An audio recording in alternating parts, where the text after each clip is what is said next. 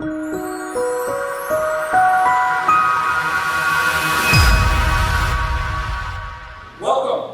Sorry, I really wish we had the chance to do this earlier, but for obvious reasons we haven't. Absolutely thrilled to have the kids here today. We're thrilled to have them here next week, and we're very happy to have you. Our current sixth grade parents missed out on this as virtual. We are taking it from Mr. Ryerson, who is making it available on Facebook Live, and will be for anybody who's not here, so I should have told you that before. I did actually, I'm sorry. Well, welcome. My name is Dan Birolini. I'm the principal. I'm here with Mr. Barrett. This is the principal, Ms. Nurse Casey. Our special education administrator could not make it this evening. Putting her kid in college, so a lot of people here having that issue as well. But I just want to reiterate, so what you see here is last year's cafeteria, and I just kind of want to give you a little bit of a walk. This is not how it's going to be. Those science, I say that we're planning for everything, so, but those science tables going back up in the science rooms, so we can work on our lab work and things like that. So we're trying to get back to everything that we can possibly do normal, with the exception now that masks are going to be required as of September 1st for staff and students. But other than that, we're going to try and operate pretty normally. We're going to be back in the cafeteria. The reason why these are still here is because the preparation work to put them here, I don't want to prematurely put them away because it takes too long to get them back. Does that make sense? So I don't want to scare anybody. When your kids come here, those desks back there will be gone. These we pushed up and stacked, even against the rock wall for a short period of time for those of you kids who were excited about rock wall. We're not going to stop it anyway. But kids will be able to do gym just like we would. We're just going to have that space. In the event that we get news like we got today, which changes plans a little, or has potential to change plans, we are able to go back to 6 feet if we needed to, which we saw at Team Lunch, which is totally, we saw as no issues for us last year. Does that make sense for the year? All right, great, thanks. So, the mission of HMS is to establish a learning safe environment that fosters respect, responsibility, perseverance, and support for all students. We believe it, we live it. We talk about how to improve every day as a staff. We talk about our academic rigor. We talk about what we need to do better in content areas. Thrilled that we now have department heads at the middle and high school that are going to help with that work a little bit more clean and help streamline what we do. But that's what we're about, and really so much more as you hear. Our values are around respect. I explained to the kids today, or we explained to the kids today, that really that first word is all that we need to deal with behavior. Because if you're respectful, not that we don't make mistakes, we make mistakes, but if you're respectful and make mistakes, you have the ability to look at what you did and fix it. So that's kind of what we work on. Joel Barrett is an expert at doing that. Our staff is really talented at saying, okay, so let's talk about what happened. And let's do that. But that respect piece really governs what we have here. And to be honest, this is my 7th year as a principal. Hanover School. The community is pretty awesome. The kids are great. I mean, they look you in the eye, they shake your hands, they say, I would never say this out loud, but you could leave them in a room for 5 minutes, it's probably not going to happen. All right, that's unheard of in a middle school, but fairly true. I did not say that out loud, I just said it on tape, my apologies. Kindness. The idea where be nice to one another. I explained to the 5th graders today, I said, listen, you're going to do these kids for the next 7 years. A lot of you have been together for the last 2. The better you are to each other, the more you're able to work together, the nicer you are, the more inclusive you are, the better your time is going to be. And we believe that. Perseverance, hard work is something that's not taught, and it's hard. Because hard work sometimes doesn't always lead to the B or the A. It can lead to failing, as Mr. Barrett explained to you today. That's okay. If you fail, you can pick yourself back up, we can pick you up, and that accomplishment is the end game. It's still what you learned and what you know what you're able to do. It doesn't matter if you didn't know it the first time. Do you understand what you didn't understand? And we move on from there successfully. And then this last one was added because everything we do now is flexibility, and the kids have proven that they're more flexible than any of us. As we've gone through plans after plans after plans with our middle schoolers last year and the year before, they were able to do it. See, I'm thrilled because I think what Hanover was able to do does give our kids edge to the edge. I mean, we were in school a lot more. I mean, in middle school we were on, from the beginning of the year, every kid, whether you're at home or in school, was going to school for your full day. And that's a big deal. We were back and foremost, and I don't want our kids to lose that edge. I don't think part of the problem is that edge is not fair in some aspects. If you're thinking it from a state, I'm saying we have it, we did it the right way, and we're going to go through. I feel like we did it the right way. But that flexibility means if we have to have lunch at 6 feet tomorrow, can we do it? Yes. If we haven't, we're going to have a conversation about masks or no masks, which I realize is a hot topic across the country, state, and here in Hanover. They mandate it, so we deal with whatever that is important. That's what we're going to continue to do. Mr. Barrett, feel free to jump in here. There's not enough microphones for me and Joel Barrett at any school, so. Our values are around structure, routines, and practices. This place, how many people went here? There's a middle school that went to Sponto, and then so we've got quite a few. This place has a lot of history, a lot of culture, from the museum to Sponto to Harvest Fest and Harvest Jam, those types of things.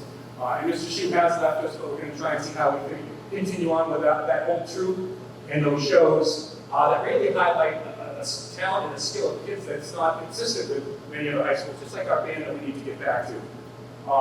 Because our 8th grade band, our middle school band, and Mrs. Lionel, play as well as any high school band, have played as well as any high school band. I was blown away when I first got here, it was amazing. But the system works. But it comes down to structures, routines, and practices that we continue. That's from dropping off and picking up today, and in the school year to what happens in class. Our middle school model is team-based. It's not on another slide here, but what I mean by that is there are 3 teams of 3. It's gone between 10 homeroom teachers and 9 homeroom teachers over the last 6 years. We've been 9 homeroom teachers, which means 3 teams, 3. It works out really well. Your kids rotate in 5th grade from those classes, from those teachers. There is a math teacher, there is an ELA teacher, and then there is a science/history teacher, and a special education teacher. We work with flexible groupings. The data shows, that leveling at this level. I know a lot of people have that expectation, and it's really my job, Mr. Barrett's job, and our teacher's job to figure out how to meet your child where they're at, whether it's above or below grade level. That is the challenge. It's not easy. I'm not going to tell you it's easy, but creating opportunities for your kids, that's really the case. But flexible groupings where, in my classroom, and what we talk about is kids being in groups for different reasons and different times, so that nobody really knows why people are coming or going other than the teacher and the purpose of that lesson, if that makes any sense. We talk a lot about vertical articulation and vertical collaboration between grades. We do that pretty well from 4 to 5 and 5 to 9. We do that in the building. It wasn't so productive last year, whereas we couldn't be together, but in some ways it was fantastic. When we talked about learning and teaching tools, but to focus on the grade level jumping, which we're going to need to do more now than ever to kind of figure out where our kids are at. We have a specialist model, which is really there are 2 art teachers, 2 PE teachers, a health teacher, digital literacy, computers, engineering, and I got PE, I think that might be it. And that's kind of like once or twice a day, your kids will be off into those classes, and I'll get a little bit into that. But again, an opportunity to see more teachers, and it's for a longer period than they had gym in 4th grade, or music for that 25 minutes. The course is pretty good. Student support is at the center of everything that we do, from teachers to meeting with guidance meeting with administration, administrative meeting with teachers. There is, from our SIT team and our SIT process to our meetings with Officer Vocal, where we talk about wraparound services for kids. So there's a lot that goes into it. Your information, and when something comes up, is a key player in how we can help. And we try to make those phone calls as soon as we have a concern. And we would like you to do the same thing. And then really what makes a middle school, which has been so challenging for us in the last couple of years, which is great to have this place packed with kids over the summer, whether it was with FACE, whether it was with Park and Rec, or whether it was with our curriculum work, where I had quite a few fifth graders here.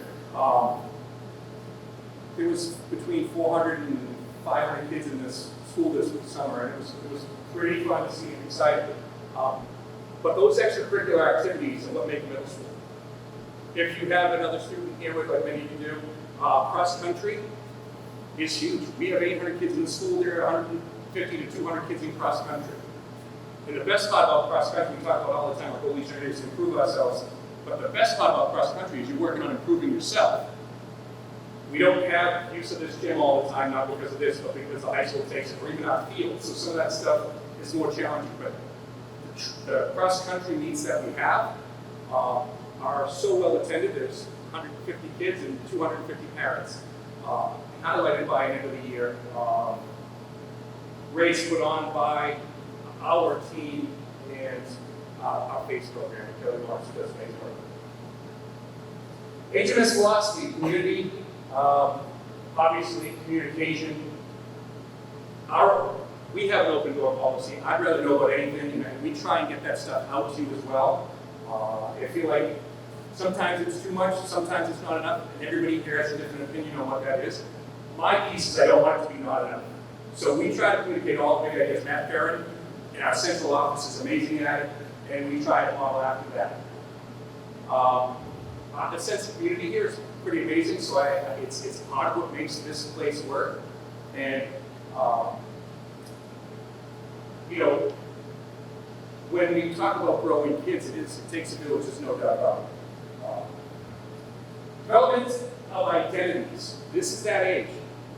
Every interview I ask, when someone's applying for a job, I say, can you give me 3 words that describes a middle school student? And as soon as it's one negative, I usually don't have that person back. But it always comes down to people finding their identity, they're interesting, they're intrigued. Absolutely, because that's actually what it is. That time is huge. One of your kids said it today. Oh, that's a time when we learn to grow. And we learn what we like and we don't. That's exactly what it is. And I said, you don't like everything at the middle school, but you're going to know what you don't like and you're going to know what you like. And that's part of what defines who we are, but everything you learn adds to our toolbox. Exploration, absolutely. We want kids to be fit. That's something we need to work on as a school, is asking those higher level questions around what do you think and why. You know, our reading's based around it, absolutely, and our science is based around it. But I don't know that we give them enough time to answer that. I don't know that we expect and wait for them to have that answer, to develop that answer well enough. The idea of, and I said this to the kids today, self-advocacy, and as Mr. Barrett said, you know, as you fail, you may fail, that's okay. Part of failing is saying, I don't understand, not giving up and saying, okay, so who are the people I need in the room to be successful? As adults, we do that all the time. Well, that bond, what are we going to do to make it better? And the idea of a student in middle school, training them to have those conversations and think about that, be reflective, and so that they can advocate for themselves. Student involvement, I've kind of got into already with all the things. We want to see your kids involved. There are things like 3D printing. Well, we can create a club for anything, really. If kids want to come to us, we can find something to do that. 3D printing, track and field, robotics, math, Olympiads. You know, it goes on and on and on. Plus all the stuff that, including all the things that go on with FACE. And then growth. Our goal each and every day is to improve ourselves. I live by it. I've been saying this for a long time. We discuss it every day here at school, and the idea is how do I get better for myself today? I said, you can walk around with us. You may be a better reader than I am. I may be a better math student than you are, when I'm your age. It doesn't matter. But how am I going to grow myself? And that's really the way I feel, and that's the way it works. Now, the health piece, and I'll hand it over to Mrs. Casey, but we are so lucky, you know, even before COVID, we knew what a gem Mrs. Casey was. She knows your kids before they get here. She used to be on a solo track, but she's got a few new people with her this year, obviously, for COVID reasons, but I'll hand it off to her so she can take it. I can jump in. Hi, my name is Joelle Casey. I'm the school nurse from Hanover Middle School, and I will tell you that I love working at the middle school. I love seeing your tiny humans come in 5th grade, and they look so little when they first get in, and they're so scared. And by the time they're moving to 8th grade, they are just independent and raring to go and excited to get to the high school. And it's just such a joy for me to be able to be in this role and to work with your kids. So thank you for that. Some of the health things that we do here at the middle school, we have an emergency medical response team. We have had an emergency medical response team for many years now. What it is it's a group of teachers and staff members who are CPR trained, who are equipped to help handle emergencies within the building if needed, to keep the kids safe, to make sure that the kids don't witness anything that they don't need to see, to make sure that we can get assistance for whatever adult or child may be injured or in need of medical attention as quickly as possible. I will update any staff members with pertinent health information about your child, but only the staff members that need to be updated with that information. So if your child has a life-threatening allergy, we will make sure that the teachers and the staff members that work with your child are aware of that. We also do EpiPen training multiple times a year, not only for staff, but also for students. One of the programs that we pioneered here at the middle school is students with life-threatening allergies meet with me once a semester, and we go over questions that they might have at an age-appropriate level. It will start with different names for their allergens, how to recognize the symptoms of anaphylaxis, what the word anaphylaxis means, how to talk to their friends about their allergies, how to handle Camp Squanto, how to navigate school dances and social events, so that by the time they go to Washington, D.C., and the time that they move on to the high school, they are independent and we can feel confident in their ability to manage their life-threatening allergy. We also do choking and first aid training. We do stop and bleed, and we do hands-only CPR with all staff every year. And that's not only here at the middle school, but that's at all schools district-wide. And we're very proud of that program. It keeps everyone very up to date and brings health concerns to the front line. We actually had one teacher who did assist a student who was choking before I could even get to the classroom.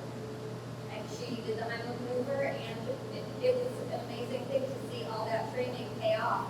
And that student ended up being just fine. And so that's the goal of all this, is to keep our kids safe. The COVID procedures. So the single best tool we have when it comes to COVID is our relationship with our parents. We need you guys to stay in communication with us, and we need to stay in communication with you. The best thing that can happen is if you see signs and symptoms of illness, keep your student home and give a call to your school nurse. That would be me in this case.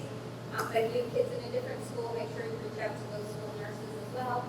And we can help navigate what's going on at any particular time. We are still working on ventilation, distancing, and hand hygiene. Now, by distancing, what we're doing is maximum distancing possible. That doesn't mean that kids aren't going to be able to work in groups. They will. But when feasible and when possible, we try and keep them as separated throughout the class as we can. Last year, because of the tracing that we did as the town of Hanover, the state actually changed the mandate from 6 feet to 3 feet in the schools. And so we're very proud of that work as well, because we were able to contact trace and make sure that our students were very safe. This next one's in the works. We're not finalizing it. It's the hope that, well, the idea behind it that we are not going to have to quarantine. Last year, there were people who were sick. There are going to be people who were sick again. The drain was on the people who had to stay home for X amount of days. Quarantining to make sure that they were not sick, if that makes any sense. The stay and test program, if you want to explain that, is something that we're hoping to roll out later this week, as Matt Farron sent out today. So the stay and test program would basically mean if your child was exposed to COVID as a close contact here at school, your child would still be able to come into school. they would come in and before they begin the day, they would have a rapid test. As long as they are asymptomatic and the rapid test is negative, they would be able to continue on to school. We would have to test them every day for 5 days. 7 days if you play in a sport on the weekend. I think that's something we're Yeah. working on. So We are working on that as well. But that would give us the ability to have the students be in school as much as possible and quarantine as few school contacts as we possibly can. not just playing a sport, other things too. I'm sorry, that's where my head's at. Pool testing will again resume this fall, so you can look forward to some more information about that. You can make that decision. There'll be a permission slip that comes home so that you can decide if you want to opt your child in or out of pool testing. And then we also have additional staffing. As Mr. Birolini mentioned, I am very fortunate that we have 2 extra nurses that will be working with us in the middle school this year. Nurse Julie Joyce and Nurse Deirdre Boswell. They both worked here last year with us, and we like them so much we refuse to let them go. They're going to be part-time in the health office so that we have extra hands on deck. As as the largest school in the district, it really helps to have that extra manpower behind us. We will be around for questions after, so please, just one phone. But thank you. For those of you who don't know Nurse Joelle, we have the United Museum, which we can hopefully do this year. We're not talking, we will not have point to even discussing that, but for 5th graders and 5th grade parents, it's been kind of customary to have United Museum. And Nurse Joelle always makes it a priority to go with that. She also goes in June, or historically has gone in June, to both Washington, D.C., 5-day event, and Swanto, which is totally a full day, which is a full day, full week event. All nights away from her family. She is committed to us, and you can't always be that committed to a woman. You can't make it, that's fine, but just an amazing treasure that we have. So thank you. I want to give an extra thank you to our nurses across the district for the time that they put in throughout, and our fire department, who has been instrumental in this community, instrumental in this community for testing, for keeping us safe, for being the designers and thinkers behind the testing that happened in Hanover. And as a person who doesn't live in Hanover, and I hear about it all the time, it's kind of great. What you have here is really special. It's because of those very intelligent, very logical thinkers that lead this town. So you're pretty lucky. But special thanks to our fire department who makes it so special. Yes. Gives me the confidence to be able to do this. It has given us the confidence for so long. So that knowing that testing's available, that whenever there's a problem, we're able to get up and as a group and solve it. So thank you. And of course, our police department. I work with John, I work with the police on traffic and everything, but really just keeping us safe. All right, I explained this a little, so I won't take too long. 5th grade team model, 3 teams. They're 3 grade level teams. ELA, math, science, social studies teacher, special education teacher, and academic support time for all students every day. 5th and 6th grade, that doesn't happen in 7th and 8th grade for all students. And of course, everybody has a guidance counselor. Guidance counselor is a super resource, our friend, and every child has one. That's kind of how our teams are broken up. Now, when we talk about the specialists, and we're going to go back to the issue, one of the biggest things, and I think it was hard for our kids last year, whether you were 5 or 8, you stayed in your homeroom for most of the day until the very end. We pilot the 8th grade, went out and moving around. And we found that it had no connection to spreading AIDS, which puts us in a great spot for thinking about what this year was going to be without knowing what the DESE requirements were, state requirements. But the idea of moving around. And so even if your child's on Team 5A, when they go to specialists,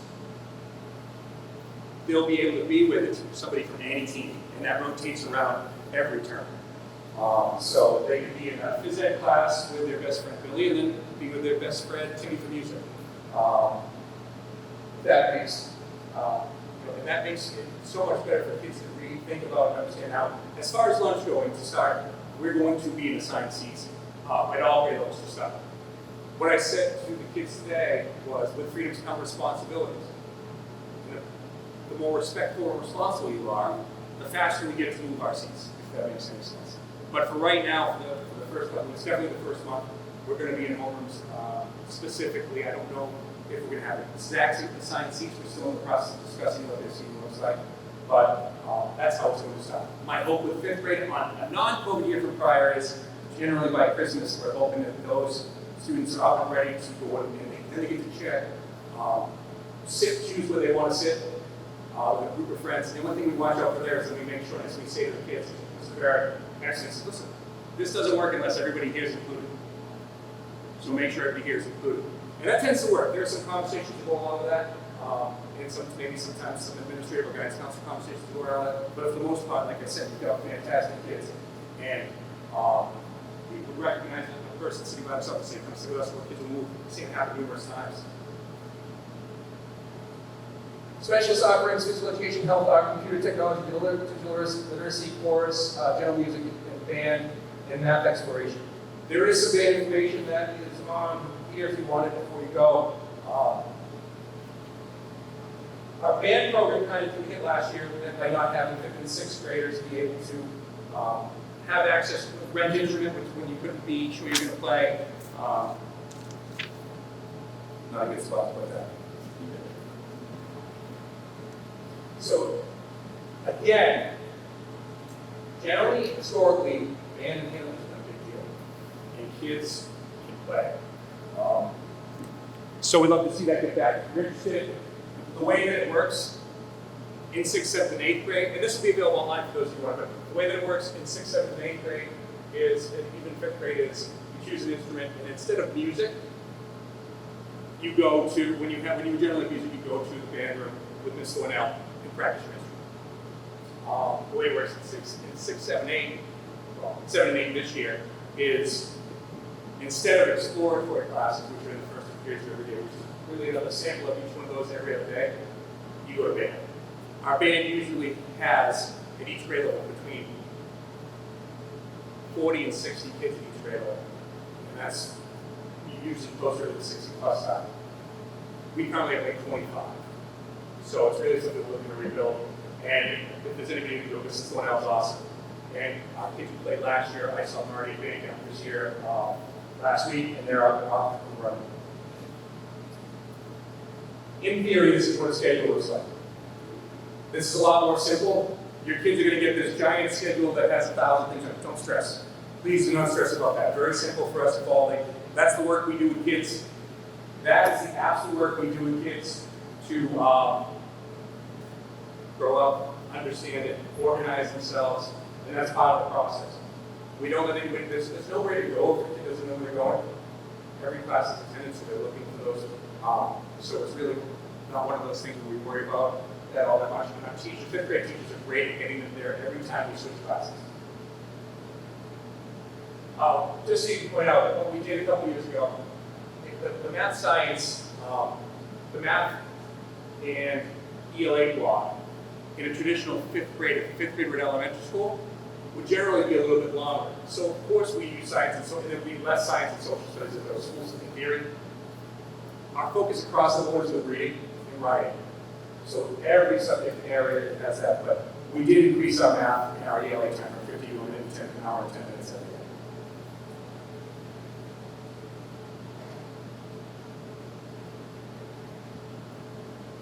So, HMS traditions and the opportunity to create new experiences, 5th grade orientation and open house, instrument demonstration night is 9/17, instrument rental night, now this is different to 9/23. So, instrumental demonstration is, they bring in some new musicians, they're amazing. They're also the people who rent you the instruments, and they'll play, kids will be like, yes, I want to do that. Play SpongeBob, Empire Strikes Back. So it's amazing. And our kids, when they leave their 8th grade, they can do all that. So they go out and they can do that. So pretty exciting. And then our open houses, for traffic purposes, as you saw today when you came in, we have 200 people picking up for anything at the same time. My recommendation is wait for 15 or 10 minutes. We can't go anywhere, we can't leave, so your kids are safe. Wait till the traffic dies down, we go. So it really becomes a problem for police and fire when we have something that ends at, let's say 2 like today, and people are lining up at 115 feet up front, and then it's out the street. So what's going to happen, and Mr. Barrett will explain to you in a second, is for pickup from a regular day of school, we don't let anybody in the parking lot until 2:15. So I just want, that's kind of important, because what that does is allow for us to get out, but it also keeps the traffic off the street. Makes great sense to us, it works out fantastically. It's something we started last year based on the number of people who were driving. But it's a fantastic addition. But if you ever have to pick up your kids for a dance or something where like a fifth and sixth grade social, where we have 400 kids, and not usually carpooling in 5, so I saw a ton of carpooling today. That means that there's going to be 400 cars trying to get in here and out to pick up their kid when you can only fit 10 kids picking up at a time. So if you ever wanted to come 10 minutes late, you can save yourself that time, and it makes a lot of sense to me. Like I said, we're here. Now we're not leaving until the end. Some extracurricular activities, I've kind of mentioned this, extended program and FACE. What our FACE program does, Kelly Lawrence and her staff, in each building has been amazing. Those offerings come out, we want that to grow, we need that to grow. Those kids are involved and they're part of something here. Included but not limited to our Club 3, printing, robotics, mathematics, cross country, fitness, strength and conditioning, outdoor track, and pretty much our goal is to create anything that we can do that kids may want. Last year we had kids in, we had a ton of kids took in, what's it called? Volleyball, yeah. So we will create anything that warrants kids to have something way, some way that can be connected to something else. Communication at HMS, letter from the principal, roughly bi-monthly, school messenger regularly for any key topics. Obviously our calendars, one of our things in the district is to make sure that our websites and our calendars are going to be up to date, which is a challenging task, but an important one. But our calendars, email, Ask the Next 2 is how we grade, not so much in 5th grade as we do at 6, 7, 8, really 7, 8 through 7 through 12. Zoom and Google Hangouts are still a possibility. I guess I should have taken up with Zoom. But Google Hangouts and Zoom for activities, we're going to be using Google Classroom. That's where your kids are going to have access to material real time. And that's one of those things that was started pre-COVID for us. We were really using it, but mandated really more at COVID time. And it's a skill that's really a keeper. And it's a place for students and parents to look to make sure that they have the things when they need them. We are going with our old-fashioned student assignment book. Like everything else in this country right now, they're backordered until they told us September 20th, which means they'll be in by June. But the idea of kids, especially in 5th grade, the skill of sitting down, writing down their assignment, bringing their things home, sitting down at home, doing the work, and then bringing it back. That's more important than anything that did that night, I can tell you that. The fact that that's the routine that they get into. Teacher phone calls and emails, obviously, if there's a problem, reach out. If there's a question, reach out. Don't let it sit. Don't let it sit from a homework assignment to a grade, to reach out to the teachers first. And if you feel like you're not getting it, reach out to one of us. When the kid is, when this thing impacts the kid and the family, let's get to the bottom of it. Let's figure out how to fix it, how to work on it. And sometimes it's difficult in discussions, but not usually. Our staff again is amazing, and they love to reach out. Teacher websites and newsletters, they have that. Our guidance has a newsletter, and our updating on the websites is super important for what we do. First day of school. This is all I told the kids they had to worry about. I said, you walk around school today, you don't have to remember any of that. We're going to go through that as routine. Realistically, there's only 8 hallways, so it's not a big deal. Easier than any school that had to get around. At one corner is the cafeteria, one corner is the gym, in the middle is the library, and you walk around the 5th and 6th grade on the first floor, 6th and 7th and 8th grade on the second floor. But just like they did today, if you get dropped off on the first day of school, and this is actually for the first as well, we're going to do the same thing on the first. They're going to come in, they're going to get in this back hallway, they're going to walk down, the 5th grade hallway to the cafeteria. In that cafeteria, they're going to have 3 tables with their teachers' names on them. If they're not sure who the teacher is, there's going to be 12 adults in the area when they're there with your child's name on it that says that's the homeroom you're in. They're going to get there to sit down and they're going to wait for everybody else to come in. It's a good system. In 5th grade, only have one way to go. Now, if they take the bus, they're going to get dropped off in that front circle, they're going to come in the main entrance and take a right. Very simple. They'll do that the day before school, on the 1st, and then they'll do that the first day of school. Again, that'll be the 3rd time they've seen it. Teachers spend their first day, first couple days really, getting to know your child, getting your child to know school, and that's important. And we've got 9 fantastic homeroom teachers that I'm thrilled with, and we've been doing this for a long time. Students dismissed at home at 2:15. And then this is the most important part. We listen to any and all feedback. If someone didn't have a great day, give us a call. And if one had a second not great day, if there's something that comes up with the bus, give us a call. We don't leave until we make sure all of our kids are on the bus that day. In most days, but sometimes if someone hangs at their locker or doesn't run there on time. They're usually 7th, 8th graders though. But please share that. Open door policy is what we have, and it helps. Don't ever feel like you're bringing some you don't want to call them. No, that's how we're going to fix it. What we do as educators, we provide a safe, nurturing environment for students. That's first and foremost. We want kids to be successful every day. That's our goal. And if we have data that's not, please let me know, because that's what if kids don't feel successful, they don't want to come back the next day. We want them to come back. And everybody's success is totally different. And I look at Mr. Barrett, our 5th grade staff, as people who try and figure out how to help kids be successful. Whether it's connecting with a group that they love, whether it's supporting them in math, getting them help in reading, however that looks. But the idea is helping them feel successful.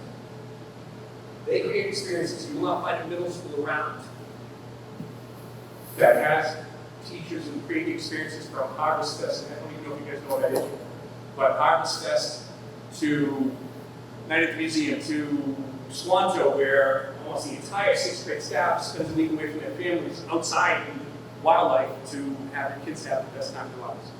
To the staff that goes to Washington, D.C. And everything in between. Last year was constantly, the idea for staff was, how do we make it more fun and more like real school for kids? That's the type of staff you have. We are a professional learning environment. Our PD took a little bit of a hit last year in some ways, but our staff grew in so many others immediately based on the fact that there's new technologies that they had no idea they just had to learn like this, right? Which is great. But our team, our idea of having professional learning community is much longer around looking at problems in practice and sitting down and saying, okay, so this is a group of kids. Well, how do we meet their needs?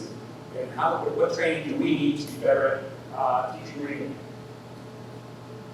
Utilize data-informed instruction. Now, everybody wants iReady information, which is great, because that's for you. Yeah, get ready. I just want to share this. It's not designed for parents. It gives you information. iReady is designed for our teachers and staff to look at and say, these are areas that we need to work on with these kids. These are areas that they can do. And these are areas that we work on. And that's it. Of course it gives us important information, but that's really what it's designed for. It's for the teacher. It's like, it's also it's one day. So for kids who knock out of the park, we celebrate that. For kids who struggle, we ask why. I'm not shocked if somebody struggles if they took 22 minutes on assessment like that. Right? It happens. I'm not somebody who would have taken any more than 15 minutes to promise. Every time. But that's where we're at. But we use that data to figure out what we need to do in the classroom, in our academic support classes. Never more than ever have we got to focus on social, emotional. Last year there were kids who were afraid to come to school. There are kids who, when they're at school, didn't feel comfortable and safe. This happens. And we're expecting it to be heightened.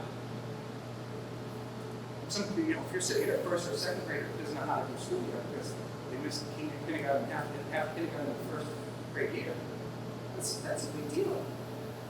Luckily, that didn't happen to us here in Hanover, but think about that. Promote civic engagement. The idea of having kids involved in what we do is a big deal. The fact that they have voice, to whether they get to choose what music Mr. Barrett plays at lunch, to different ideas that they have for making the school better. But having kids involved is super important. We deliver on our program of studies. As a matter of fact, our program of studies, which is not new, but recently, 2 years ago, beefed up, and this year will be scrutinized by our district leadership, which is great. Because the idea around that is raising the rigor and the expectations. In so a way that we can make a smooth transition for kids from the types of things we're reading to the types of assessments we're giving, and whether it's aligned across the board.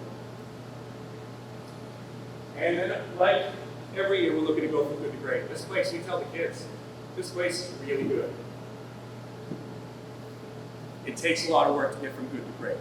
We're not a great yet. I hope your kids bring us a great. But that comes with some work. And that's work from all levels. And all the people who are involved will do. What interests or concerns do students generally have about going to middle school? Summer reading, homework, getting lost, lockers, 8th graders, and then buses and drop off and pick up. So our 8th graders, like I said, they're respectful, responsible. Does that mean they don't make mistakes or say things they shouldn't have? Nope, but they deal with us if that's the case. Summer reading is never anything that's meant to cause the stress that it causes in my family this year with my 13-year-old. However, it's important. It never has been more important to read with the kids. I mean, that's really the goal. So I don't want you to stress it if that's the case. Homework is going to be more. The expectations are going to grow every year. They're going to grow a little bit, and we want them to. We want the kids to be up to that challenge. It may require us and you to check in on them for that. Some kids it does. Some kids it doesn't. I was somebody who took a long time for my parents to kind of stay on me for that. So I get it. And some boys are very similar to me. Lockers are not an issue to stop. I wish they were. Kids are going to carry their stuff from class to class. They do have a desk in their homeroom, which is fine. But the idea of traveling with their stuff, at 5th grade I don't love. At 6th, 7th, and 8th grade, we spent the last 5 years prior to COVID telling me you can't do that. And now they need to do it. So it's up. My hope is that if we can reintroduce lockers at this point, at some point in the year, we will. You know, we'll reassess it in October. We'll reassess it, you know, when new guidance comes out. But for right now, additional space, if contact tracing is an issue and someone's at their locker for X amount of time, it's really hard to kind of pinpoint the who's and the where's. And then buses, drop off, and pick up. This is what Barrett loves the most. What interests parents or concerns parents? Homework, getting lost, lockers, 8th graders, bus, drop off, and pick up. So the same things went with make you nervous, make them nervous. And I'm not nervous about anything. I've been doing this a long time. Welcome, everybody. First, before we get into many logistics with the bus pickup, drop off, which is like the highlight of the night, I'm sure, is I'm an energy guy. So for me, it's let's get these kids into this building and let's take care of them. So we're met with so many different opportunities and challenges, and I just use those as opportunities. And the staff here, Mr. Birolini, Ms. Casey, that's really the takeaway I want you to think about tonight, is that when you drop your kids off, we got you. And that's the biggest thing. I had a 6th grader, my daughter in 6th grade, that drives me crazy. Nora in this building as well. My son JD will be here in 2 years. I'm invested. We have a ton of invested people here, but the reality is with everything going on sideways, left and right, when the kids are in front of us, it's everything. It's the most important. It's serious. It's fun. It's everything rolled in. And as an adult, we take that very seriously. So that's a big piece that you need to understand from us, is that every single thing that we do, whether that's the conversation we have in front of them at lunch, and we talk about character building, we talk about never giving up, we talk about perseverance, and we have lessons at lunch, or whether that's the lesson you have at the dinner table, we have to understand our kids are still kids. These are the kids that still believe that there are so many good things in this world when they don't have to turn on the news. That's what we need to create here, and that needs to be what we do. So that's my part in this whole thing, is to create opportunities for kids to get back to being kids. And that's super important, super important. Now, super awesome important, bus pick up and drop off. So please take the bus if you're able. There's no anything. We did a survey last year. Obviously, we're wearing masks on the bus. Last year, there was a lot of unknowns, like so many things, and the bus was very sparsely attended. That was okay. The opportunity there was to work with our police and fire to make sure that we were running a safe entrance and exit from the building. And that really comes down to safety. When you're talking about buses or you're talking about any logistical operational stuff like that, it comes down to student safety. That's first and foremost. Notice I did not say your convenience or even my convenience, because it's not going to be convenient at times if 90% of you and I do not have our kids to the bus. Again, no worries, no pressure, no nothing. We'll handle it. We'll be here till 5 o'clock if we can, and we will. No kid will leave this building without us making sure they're home safe. That's a promise that we make. But in terms of convenience, the convenient part is, yes, you do have to wear masks on the bus. Take anything out of it, what your beliefs are, that's just what we're going to do. The reality is, if more kids take the bus, we're going to be in a better chance to make it a safer, more convenient opportunity for all of us. And that's just something to think about. And really, that is, the buses are going to be safe. We're still going to be matching up with our siblings and all that kind of stuff. We're going to create opportunities for it to be safe on the bus. Windows are going to be open. All of those ventilation procedures that the state has passed down are all going to be intact. That being said, if you're not comfortable with it, don't do it. That's really what's great about this whole thing. You do have some choice. You know, and so many times we don't feel like we have choices in what we do. That is a choice of yours. And that's something that we will work with on that opportunity as well. But if you do choose to take the bus, it is very simple. You're going to have a drop-off, pick-up time, you're going to be coming to school, you're going to be going to school. Not much has changed during that COVID bus transportation opportunity. Where some things have changed here, and I assure you we're going to have a lot of smiling staff, so don't even worry about the graphic too much. We started that in March 1st of last year, and it provided us an opportunity around safety people. So if you look at the red line, and I'm sorry you can't see it, it's kind of a different thing, but I can talk you through it. The red line goes around the perimeter of the school, much like you did today. The reason and rationale that we do that is it allows for approximately 160 cars to come off the street. And I can tell you the police department is mandating that for us. And we work super well with the police department, but that again goes down to the public safety of our community, as well as it's safer to have cars off the main street. So when you come in, you're going to be picking up or dropping off. The red line is where you're going to go, all the way around the building. Where you stop today is like our recess blacktop time, or blacktop area. There are going to be 3 or 4 teachers out there. I'll be out there in the front waving. Please wave, or I will judge you. I will judge you very hard. But please wave, because I'm usually pretty friendly, so do that. Wave, we're going to directional. We've got 3 or 4 people, especially that first couple weeks. We really take care of the directional stuff. Less of this, just literally drive in and just be like, tell me where to go. That's all I need you to do. If you do that, we're going to run into very, very small problems. And when we do run into a problem, all you got to do is roll down the window, and I'm just going to show you exactly where to go. All right? That's simple stuff. Again, the red line is you, and the rationale is to have more cars inside our campus at once so they're off the street.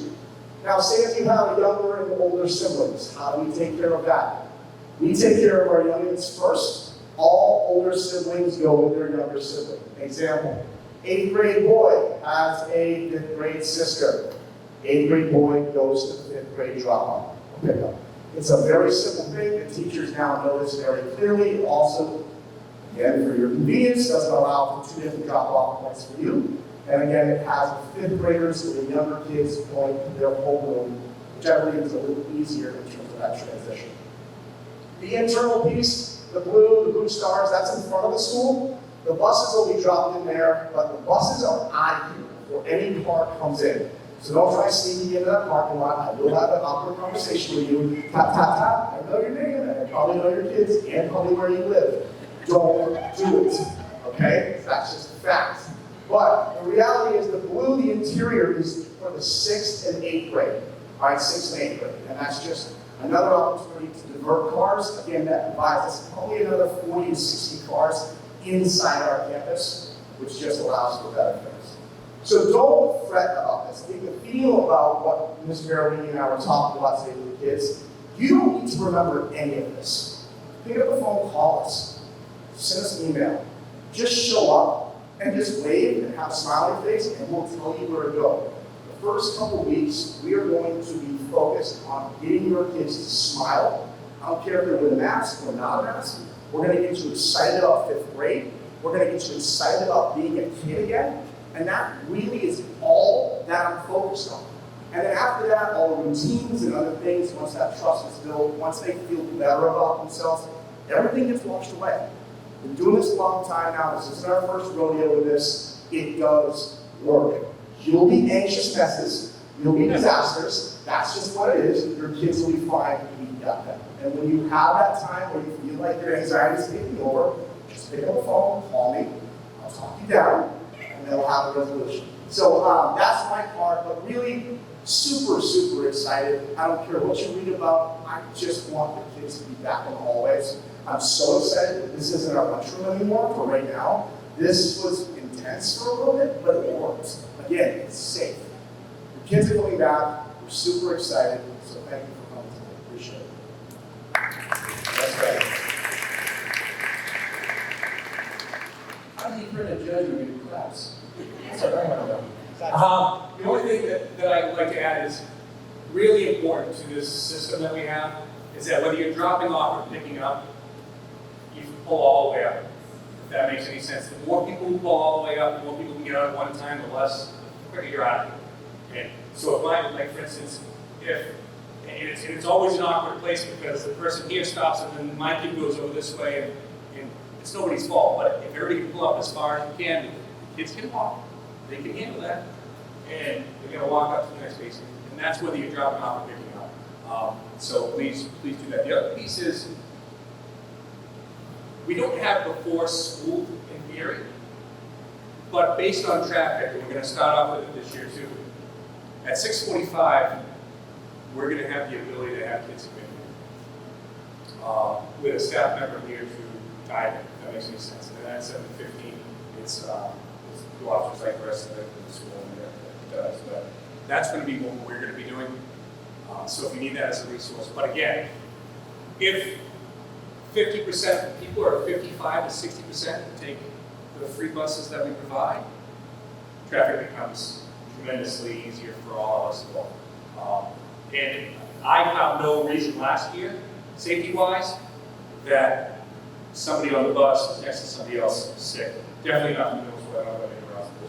So we can kind of keep on that. So that's that.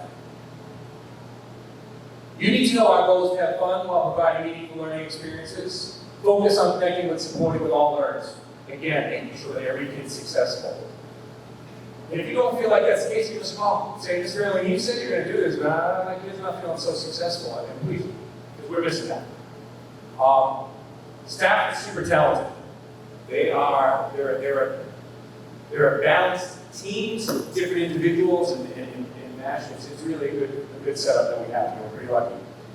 The 5th grade staff is wonderful at transitioning. As I mentioned before, they've done this. We have eight veteran staff and 1 new staff. So it's exciting for us. But their goal is exactly what Mr. Barrett said. Come in here, get to know it, and we're going to make you enjoy this. We're going to make you smile every day. That's really the commitment.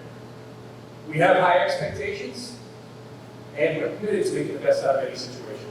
Whatever's thrown at us, we have plans A, B, C, D. Well, we went through 7 plans for for parking based on, for drop off and pickup based on how do we do this better. We're working with the fire department and the police department. So, and please contact Mr. Barrett or myself with any questions. That's really what it's about. If we don't know there's an issue, then we may not see that issue. And that's from bullying to kids, you know, we'll use vaping, but since we only allow one person in the bathroom, it's not a problem for us. And we're going to continue on a COVID seal, meaning something that happened prior to COVID. I have no problem with a kid waiting outside in the hallway while the other one's in there. I know that they're not misbehaving. Not that our Hanover kids would do that anyway. But Hanover is a community in which people strive for excellence. The Hanover Middle School is a community that does that. And as I said to the kids today, I said, no matter where you go, you now represent Hanover, you represent Hanover Middle School, you do that with pride. How you respectfully act when you're at the mall, when you're playing a sport, when you're doing anything, you represent us, represent you, and we do that with pride. And our goal each and every day is to improve ourselves. So with that, we decided we're not going to take any questions tonight, so thank you. With that, we'll open the floor up to you. And I apologize if you're going to speak louder, I can run out there, but any questions? Wow, that's good. That's fantastic. Yes. We are here for you. And I think we love what we do. We love kids. And we make the staff is the same way. We create opportunities. We have a lot of room to grow and get better. We are looking at academic rigor and looking at expectations. And we're looking at having kids achieve at higher levels while having kids get to levels that they've never got to before. So we're here. Come and talk to us anytime, and we're going to hang out. So thanks. Thank you.